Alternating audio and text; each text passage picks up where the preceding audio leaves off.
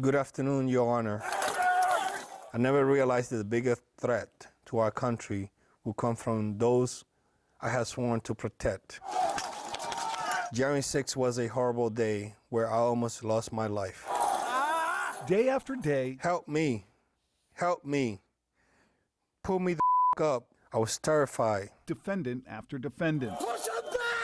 Former U.S. Capitol Police Sergeant Aquilino Gonell sits inside a U.S. District courtroom. I still have PTSD remembering what happened to me and my colleagues that day. I'm asking you for maximum years in prison. Reliving the darkest day of his life. Please don't desecrate the sacrifices I made that day. Thank you.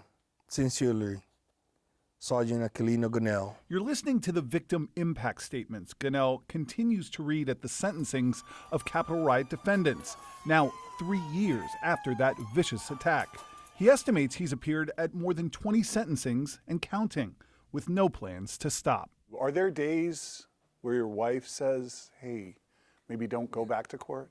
Yeah, What many times, and I keep telling her that I want full accountability for, especially about those people who assaulted me. A veteran of the Iraq War, Gonell suffered severe injuries to his feet, hands, and shoulders defending the West Terrace of the Capitol. What are those emotions like when you're sitting in court and you see the man who broke your shield with a flagpole, or the man who injured your arm and your hand? What are those emotions like?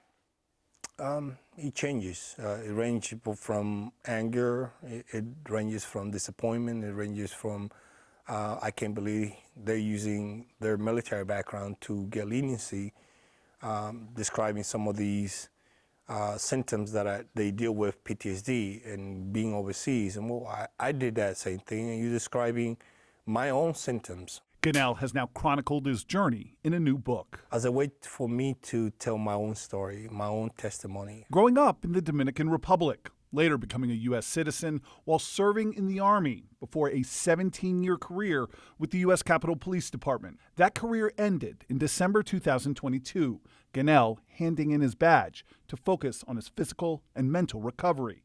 At the time, he was on track to become a lieutenant. I still have on my phone GPS, the address of work. And I do miss it. It's that pain that drives Gonell to keep coming back to court.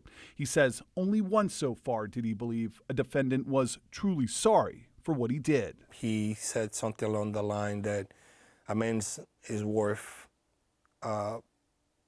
what he does for a living. It was Kyle Fitzsimons, the man who caused the career-ending injury to Gonell's shoulder. And then he said that he was sorry for taking my job, my career. And he also said, thank you for not shooting at me, because he knew I was very close. Sergeant Gonell told us with every trial he shows up at, every sentence he sees handed down, the faith in democracy he had shattered on January 6th is slowly repaired. In fact, the day after we spoke, his wife became a full-fledged member of that democracy, sworn in as a naturalized U.S. citizen, a proud husband right there, taking pictures of it all. So it's because of the stand you took that she can become I think so.